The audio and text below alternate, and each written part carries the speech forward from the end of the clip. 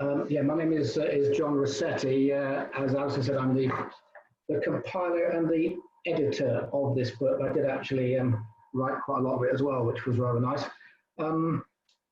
So yeah, I'd particularly like to start off by thanking the Bristol Ornithological Club for their very generous donation to the book. I realise that that was quite a large amount of money based on the available assets of the club, so it's very much appreciated, but I really think you will be pleased with the end result. Also received a nice donation from the Bristol Naturalist Society, which was very helpful, and also actually from Anne Cleves. Some of you may know her as the author of Vera and the Shetland series. She was the wife of my late great friend Tim Cleves, and he started birdwatching in the 60s at the lake. Bristol Water are in the list of sponsors. I managed to get eventually a piece out of their chief executive, Mel Karam, a nice piece about the lake. I'm still waiting for the sponsorship. Hopefully it's not too late for them. So in some ways, it's quite privileged in a way, not only obviously to have a Keith's text, but Chile Lake is quite a unique location. It's about 70 years since it started construction, so it's just about all within living memory. Right back in the early days, there was an excellent local birdwatcher called Bernard King, who some of you who are old enough may remember, and in fact Peter Scott was also involved, maybe ignominiously, by introducing ruddy ducks to the lake. So you'll see the objective has been to broaden the vision of the book. So although it is mostly, if you like, birds, there's an awful lot that is not birds. And we're obviously hoping to try and get a wider audience, and a general audience as well for the book, which is in a way why we have actually put the price down. You might not think it's down, but at $24.95, that's not massively above the actual cost of production, in fact.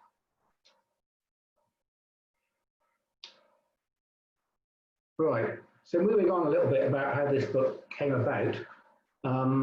Alistair said a bit about Keith. Obviously, he's been a very well-known national bird watcher. Wrote the Macmillan Guide on Bird Identification, which is quite a seminal work. But also, he's somebody who looks at birds in great detail. If you go out in the field with him, he is observing everything in detail, and he makes tremendous bird notes. So he has birdwatched at the lake probably 3 times a week for the last 60 years, made meticulous notes, counted everything.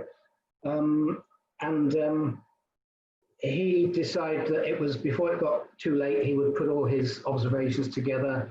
He produced a Word document with all his very interesting and insightful comments about the birds and how they changed over time. And he imported black and white Excel spreadsheets of his graphs. But he'd kind of had enough. He said, I can't do any more, that's it. And so his friend Andy Middleton got together with William and Ken Carruthers of the BOC. Later, also Alistair, of course, joined in. And they said, well, how can we actually turn this into a book? I got called in because, although I'm an occasional bird watcher, I also had a business background. And we got 7 of us, bird watchers actually, friends. We had a meeting at the Robbins pub opposite the Bristol City brand. The reason for that was it was sort of halfway between the people that live around the lake and the people in North Bristol. And I offered to take the minutes of the meeting, and ended up running the project, which has been delightful, if a lot of work. I've got a slide that says the A team. One thing that William said to me at the early stage, it would be really great if you could get the A team together. By that he meant Ray Scally, the artist, Chris Gorn, the graphic designer, and Swallowtail, Mike Dawson, Swallowtail Print as the printers. And I did luckily manage to get all 3 superb professionals involved in the book, and the results you will see in good time. Also, a local birdwatcher, Julian Thomas, is also an expert, a copy editor, so Julian's been much involved as well.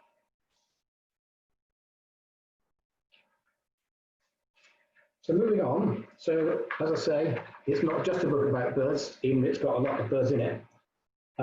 So you will see from the screen there, the other chapters, you know, the history, the leisure, even fishing and sailing, which might seem pretty scandalous for a bird book. Ecology, superb ecology pieces by Rupert Higgins. The birding tales, the ringing station, and of course the full species list. You see that rather nice photograph of the Queen, doesn't she look young, in 1956, opening the lake. So moving on, the history of the lake, I'm very pleased with this section actually. Well, actually I'm pleased with all of it, but we're quite lucky. There's a book called Before the Lake, published by the Hartree History Society, and I'd be very, very, very grateful to them for allowing me to use a lot of the content of the book and also the some of the quotes, and they are obviously acknowledged in the book. If you go back before the lake, there was an idyllic sort of countryside environment. There were horse and cart deliveries, there were blacksmiths, there were 40 mills along 17 miles of the River Chew. That included paper mills, cloth mills, snuff mills, gunpowder, mustard and grist or corn mills. And in fact, Stratford Mill, which was where Herrick's Bridge now is, was taken down stone by stone and is now in the grounds of Blaise Castle, in case you didn't know that. So before the lake, the birds of the valley would be things like sow buntings and turtle doves. Red starts were quite common, breeding in people's gardens. Red-backed shrikes were quite common. Tree sparrows and lesser spotted woodpecker was the commonest woodpecker in Somerset at the time. But back in 1840, Bristol was reported to be one of the worst cities for fresh water in the country. With the industrialisation, the harbour was more or less like an open sewer. And so they started building what was called the line of works from the Barrow area into Bristol, and then it got pumped up to the Downs, and there was a standpipe where the Watertown now is. Barrow, Gurney reservoirs and Blagden Lake were actually completed in the 19th century, so Chew was quite a recent addition. At the beginning of the excavation, at the beginning of the construction, they did an excavation. Philip Ratz and Ernest Greenfield. They didn't think there was anything of great interest in the valley, but actually it was one of the most remarkable archaeological digs ever. It found stuff from 10,000 years ago in the Stone Age, the Iron Age, the Bronze Age, the Roman occupation, and more recent times. The construction of the lake, I managed to get into Bristol Waterworks computers with the help of Dan Barwise, and got all these great black and white photos that help with the book. There's a nice little quote here they might not like about the hard work of the people labouring at the time. One that says, "No health and safety in those days, no compensation. If you got hit, that was it." And there's another which I really like, in a trench. He said, "Well, this chap didn't realise the electric wires were up. Over, of course, he swung the ruddy bucket round and it caught on the wires. All went flash. The ground were on fire. He were ruddy lucky he weren't electrocuted." And of course, we've got the images of the golden day, the inauguration. I've got a DVD by Bristol Water called The Golden Day, which was one of my reference materials. So I'd like to move on a little bit just to show you a little bit of the artwork. Now this slide is actually, on the left, is an early self-portrait by Laurel Tucker. I don't know if many of you knew Lauren. I knew her well from when she came to Bristol. Very talented bird artist. Tragically died in 1986 at the age of 35. She was with Keith for the last 3 years, and she was already a very well-established bird artist. And so we've been able to get something like 75 of her drawings in the book, and quite a lot of them are previously unpublished. So I'm very pleased with that. Well, we're very lucky around here to have such great photographers in our midst. So that fantastic osprey with a fish in its talons, bear in mind all the photographs were taken at the lake, or very close to the lake. That's by Gary Thoburn, and a lot of Gary's photos are in the book. And the Blackwing stilt is by Rich Andrews, which again, superb photographer. Also, Keith introduced me to Ian Stapp, so we've got quite a lot of Ian's in there, and there are other photographers, including Brian Thompson and a few others, where we've got their photographs in the book. So I'm very pleased with that. And also, Rich Andrews introduced me via Instagram to Lucy Masters, and she's got, as well as some very nice bird photos, she's got a collection of absolutely stunning scenic shots. You'll see on the left the balloon over the lake towards sunset, and this lovely one of the lake in between the leaves of the trees as you go up the Mendips. So yes, there's a lot of Lucy's photographs, again, absolutely making the book look quite beautiful.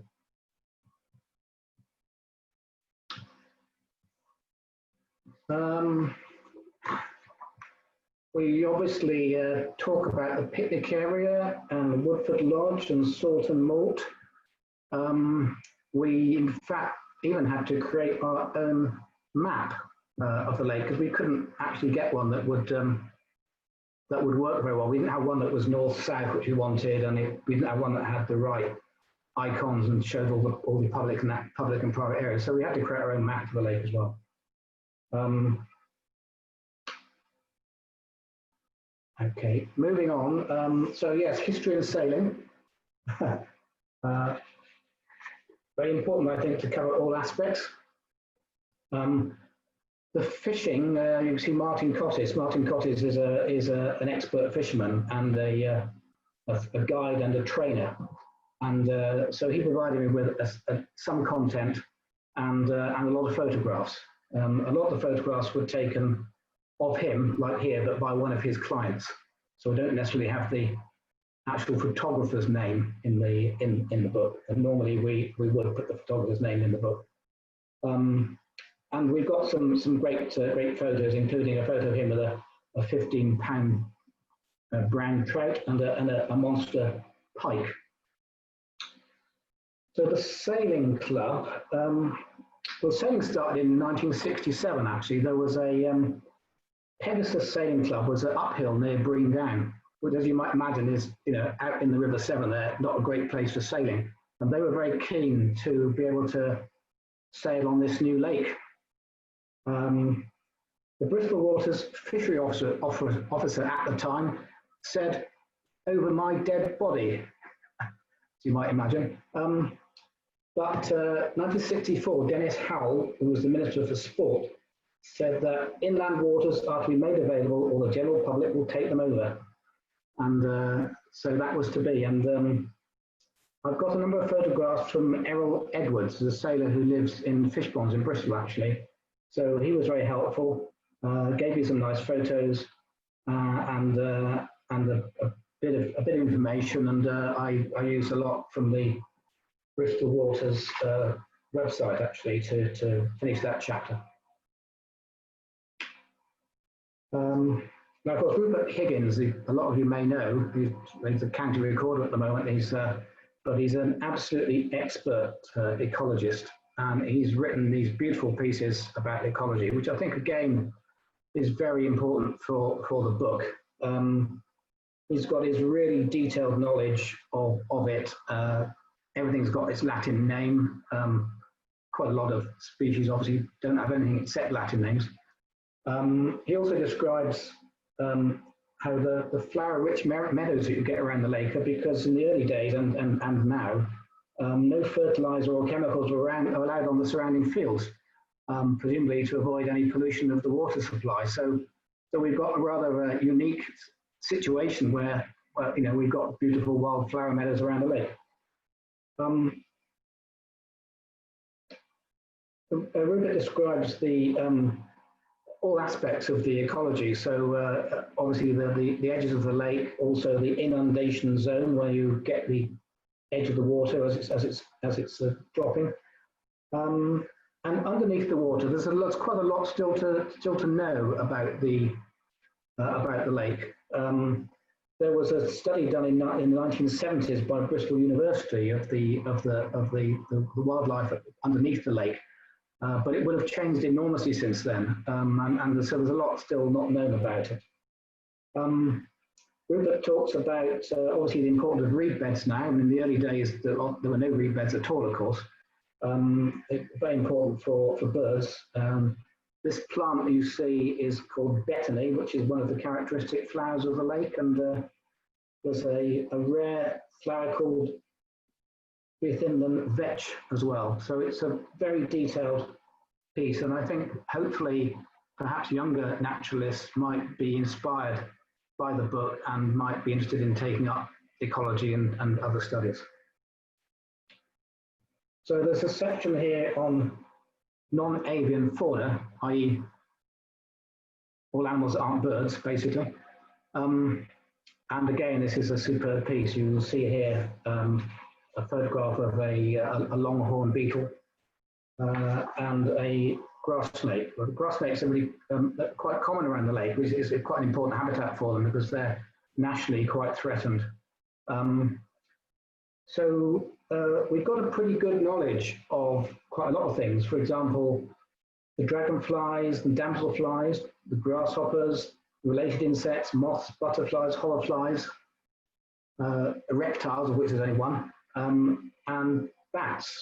I mean, a lot of these things are the sort of things that birders look at when there aren't any birds about, so we know quite a bit about them. But we don't know a lot about other things, so the relationship between the fish and the invertebrate populations and the effects on the bird numbers, for example. The effects of pike we know, because obviously they're quite important in actually eating ducks and other birds, but also they resulted in an increase in great black-backed gulls because they feed quite well on dead pike that come to the surface, and of course the great black-backed gulls are quite important as predators for young birds as well.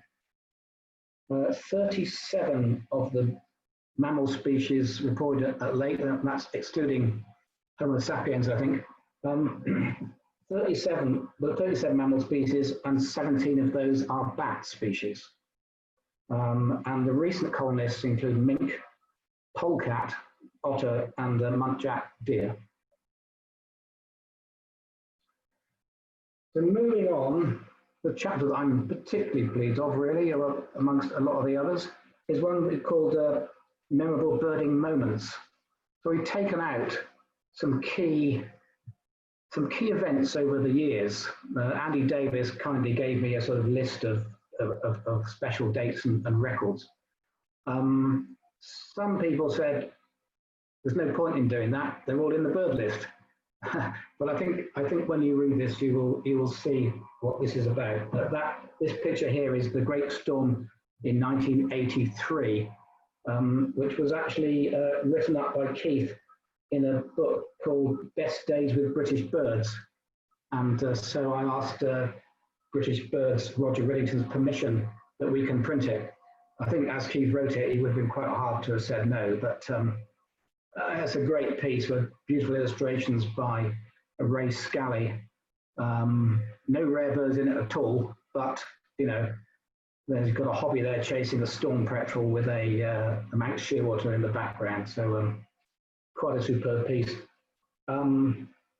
So we've got bits like Keith starting off, nice photo of him and his mum and his pair of binoculars, and I think it's Morris Minor when he must be, I don't know, about 8 or 9 or something. He talks about starting, some of the local birders helped him when he was older than him, taking him to chew on the bus, including Dick Senior, Brian Crabb and Andy Davis, and he describes how he got into it, basically. We've got lovely things by Dick Senior. Swifts is a poem of swifts mating in midair over the lake, which again is illustrated by Ray Scally. And his account of finding a rare bird when him and Keith went found a way that they couldn't identify. They ran off to the ringing station because it wasn't in their bird books. They thought it might be a marsh sandpiper. So they were really chuffed they found a marsh sandpiper. The next day they went back and it was identified as a Wilson's phalarope. So they were still quite happy about that. At the same time, Ron Johns and Ed Welland reported the lesser yellowlegs, which has been a controversy ever since, but it's I mention it in detail in the book. There's a piece about Mervyn the Merganser, who thought he was a goosander and spent 34 years coming back to the lake trying to mate with goosanders. I've got a controversial piece about the ones that got away, which was 3 species that reported at the lake, but not on the British list. Marbled duck, white-headed duck, and booted eagle, which we think might have been wild birds. And whenever there's a bird of that sort, it's very clearly mentioned in the bird list that this wasn't accepted or whatever. I'm very careful to make sure it's all covered. I'll talk about the Great Fall of 1966, which was actually when a massive snowstorm and easterly winds came over in April and brought the most unprecedented fall of birds all over the lake that's never been equalled ever since.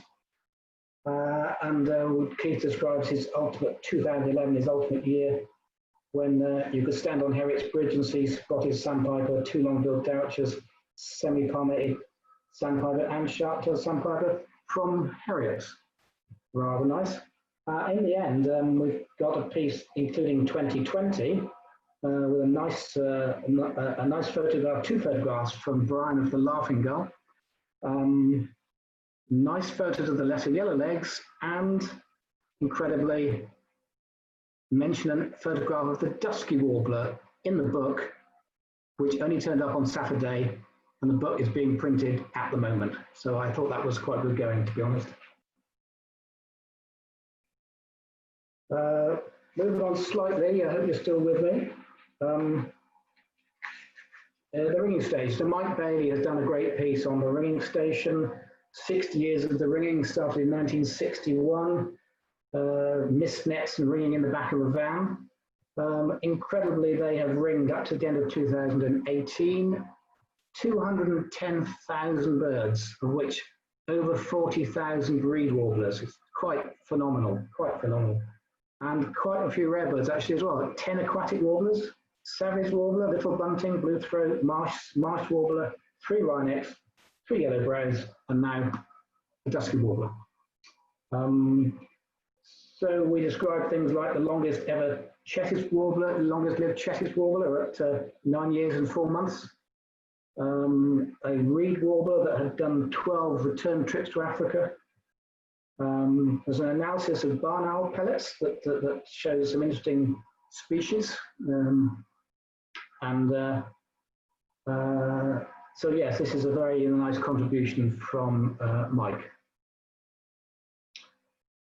Now, the full species list, could say, is the hub of the book in a way. It's certainly the most number of pages. And there's just a little example. You probably can't read it clearly, but example of how it's laid out. So we've got a whole page on the left of nice photograph of little grebe from Rich Andrews. And then on the right, we've got some of the graphs. All the graphs and charts, depending on if they're different, they look different. So the one at the top is a monthly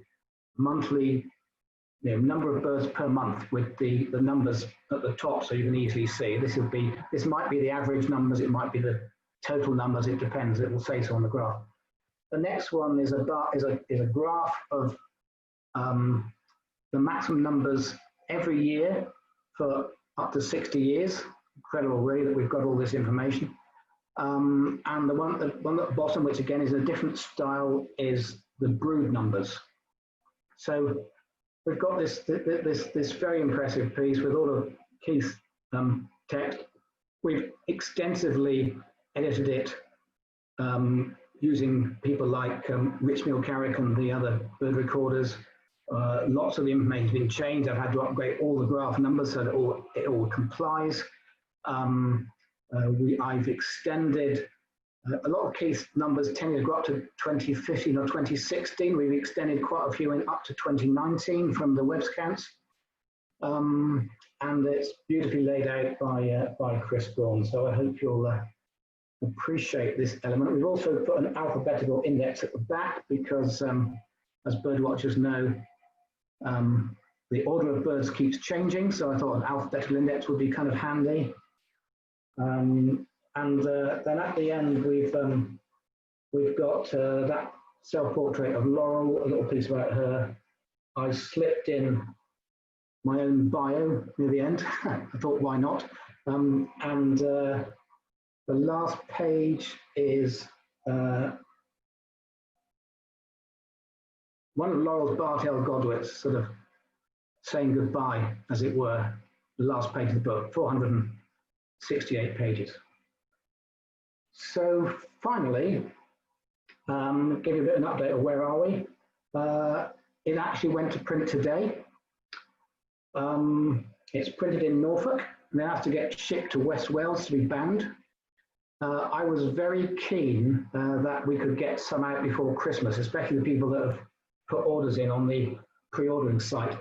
So the only way of doing that is because the print run is going to take well into next year. So the only way of doing that was to arrange a break in the print, get some copies sent to Wales, get them bound, sent them back to Norwich, and then get them posted straight out from Norwich. So people should get them before Christmas.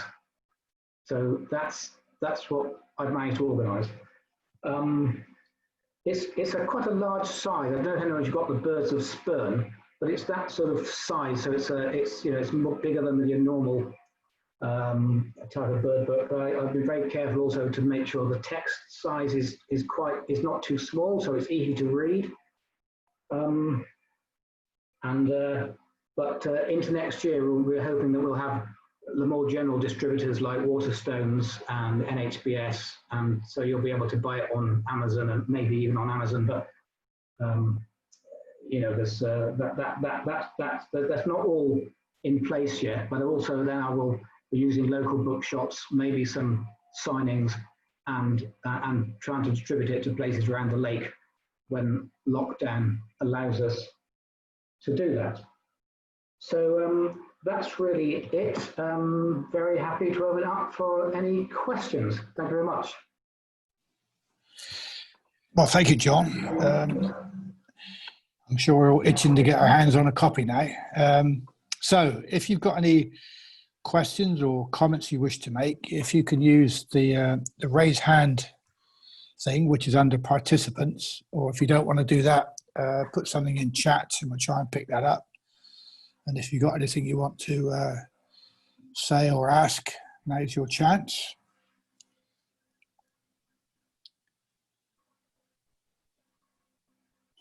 Nothing happening. Oh, I'm going to unmute everybody. I think no. Sure, I said it all. Right. Right, you should be able to unmute yourself if you want. So has anybody got any questions?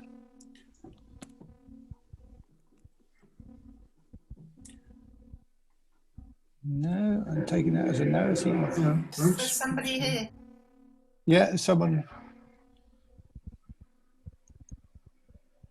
Oh, somebody. Anybody asking a question? No. Somebody's got a hand up, Alistair. Somebody's got a hand up. Hello. Here we are. Right, it's not. Well, Can you hear me? Go on, William. Right. Thanks, John. That was very comprehensive. I just wondered, you talked about various memorable moments. You must have a memorable moment yourself, don't you? Would you like to tell us what it is? um, well, that's interesting. I mean, I was at the lake in 1967 for the first Wilson's Fallow. It was rather nice. But there have been so many memorable moments, plus actually quite a few in the last year in trying to put this book together. But yeah, I mean that's a big question, William. Thank you for asking. But you know, there's been lots of fantastic days, but it's been a bit frustrating not being able to get out much in the last year, hasn't it? So a bit frustrating. But I am quite possibly without lockdown, I might not have got the book out before Christmas. So it's not been such a bad thing.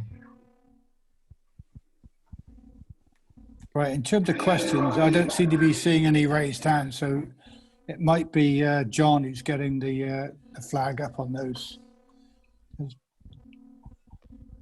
Has anybody else got a question? So if not, I'm going to draw this to a close and thank John for all his efforts in making what seemed like a good idea into a reality. I've seen a little bit more than on John's computer of what's gone into this book, and it looks a really worthwhile and valuable contribution to the ecology and particularly the birds of this area. And I'm sure it's going to be it's going to sell well. And I hope if you haven't ordered it yet, please go ahead and do so. Just one thing, Alistair, just say one thing on that. If people still want to pre-order it, as long as they pre-order it and pay by, say, the end of next week, then you should be able to get it before Christmas. So there you are. Christmas present to yourself. Okay, does anybody else want to pipe up on anything? If not, I'm going to thank you all for joining in and getting past all the obstacles I put in your place. Hope you order the book, and when it arrives, hope you enjoy it. And I will close the meeting. Thank you very much. Bye-bye. John, that was brilliant. Thank you.